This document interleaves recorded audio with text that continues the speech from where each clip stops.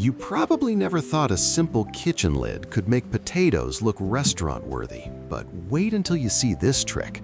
Today, I'm using just 5 potatoes, and by the end, this board will turn into something rich, golden, and incredibly satisfying. I always keep a bowl of cold water nearby. It's a small step, but the potatoes stay fresh and light instead of turning dark.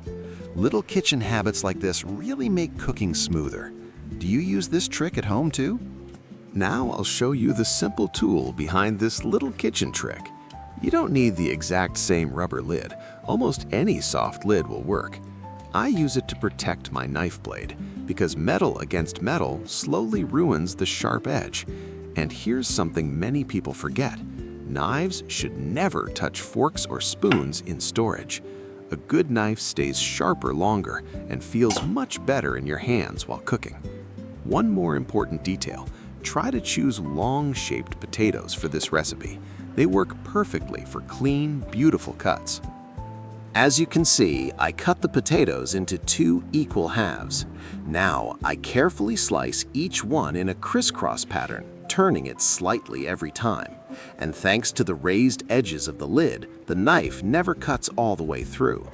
Just wait until you see what happens next. This is where the potatoes start looking really special. And yes, you guessed it right, this is actually an apple corer. But today, I'm using it to gently remove the center of the potato. The important part is not to press all the way through. Leave a little potato at the bottom, about the same depth as the cuts we made earlier with the lid. Then carefully pull everything out, and just like that, you get a perfect little potato basket.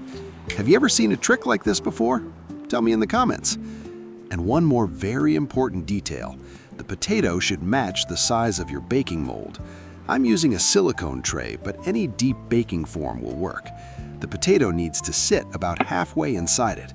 A little later, you'll understand exactly why this matters.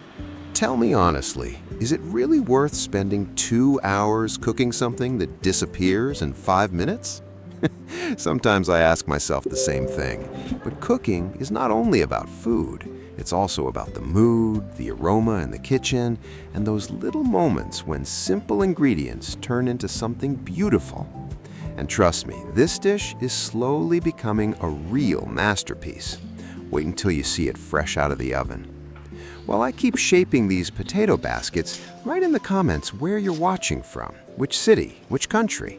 I always love seeing how people from different parts of the world gather here around one simple homemade recipe. And tell me this too, do you enjoy careful cooking like this, or are you more the quick and easy type? Sometimes the slow recipes become the ones we remember the most.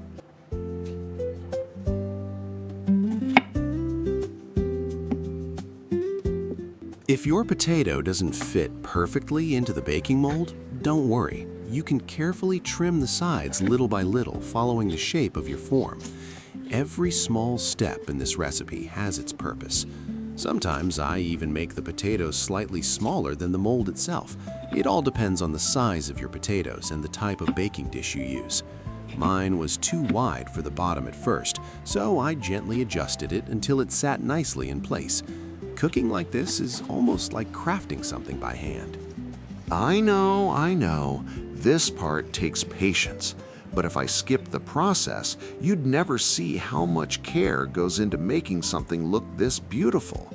Just a little more and we'll move on to the filling. Now we need 1 onion. Slice it into thin half rings and place it in a bowl. Simple ingredients can already start building incredible flavor. And honestly, the smell of onions cooking with mushrooms later, that's the moment when everyone suddenly walks into the kitchen asking what's for dinner. Someone recently left me a comment saying, "Why even show cutting onions? Everyone already knows how to do that." And maybe that's true, but then you would miss this sound. Listen to that gentle sizzling for a moment. Sometimes the best part of cooking is not rushing anywhere. So enjoy this little kitchen atmosphere with me while I stay quiet for a few seconds.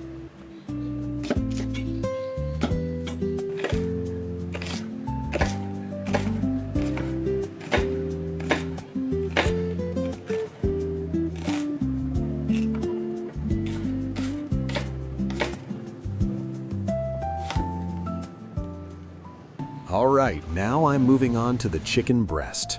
I cut it into very small cubes because in this recipe the texture really matters. I'm using pre-sliced chicken, then cutting those slices down even smaller. We actually don't need a lot of meat here, but if I have extra left over, I can always add it somewhere else later. And after cutting raw chicken, I always prefer washing the cutting board before moving on with the other ingredients. It just feels cleaner and safer that way. Of course, you can use almost any filling you like. Some people may prefer beef, turkey, or even no meat at all. Brinjal works beautifully too, especially when cut into tiny pieces. But since people watch these videos from all over the world, chicken is probably one of the easiest ingredients for everyone to find. Honestly, I'd be surprised if there's a city on Earth without chicken somewhere nearby. But if you're vegetarian, this recipe can still work perfectly without it. One thing I would not skip, though, is the butter. Later, you'll see exactly why it changes everything. And now I'm curious, do you eat meat often or only sometimes, maybe not at all? Tell me your thoughts in the comments. I always enjoy reading different opinions and traditions from around the world. Some families cook meat every day, others only on special occasions. Food says a lot about where we come from. All right, now I'm moving on to the chicken breast. I cut it into very small cubes because in this recipe the texture really matters. I'm using pre-sliced chicken, then cutting those slices down even smaller.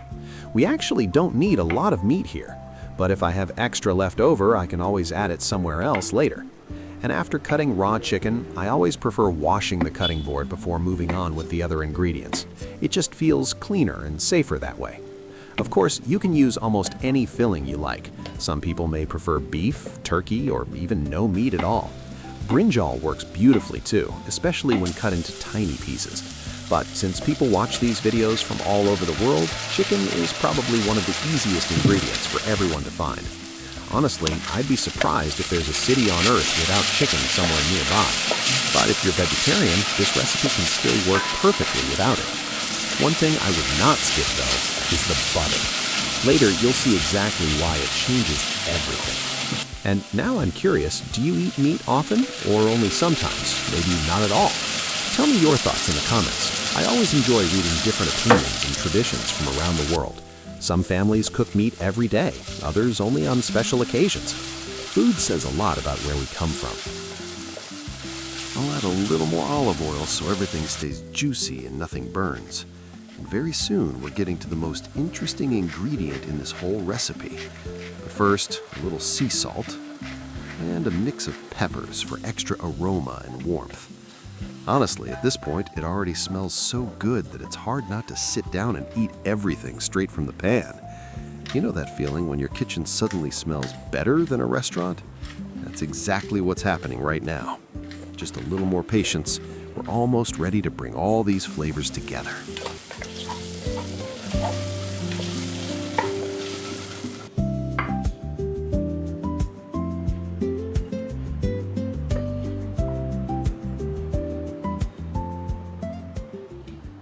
All right, everything is ready.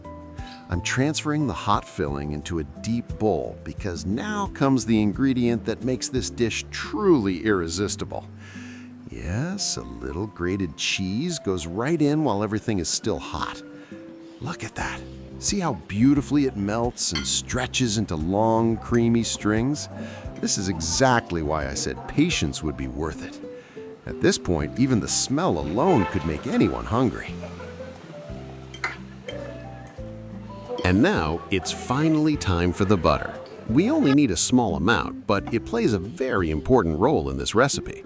I'm cutting one little slice into 6 pieces because we have 6 potato baskets waiting in the molds. Then I gently press one piece into the bottom of each basket. While the butter is still cold, it helps keep the center open and holds the shape beautifully. And as it slowly melts during baking, it slides into all those cuts inside the potato, giving every layer a rich, buttery flavor from the bottom up. Now I'll fill each basket with the hot mushroom and chicken mixture, pressing it down gently with a fork so every corner is packed with flavor. Just look at this. Honestly, this dish already looks incredible even before baking. If you're enjoying this recipe so far, don't forget to leave a like It really helps the channel, and I'll keep going because the best part is still ahead.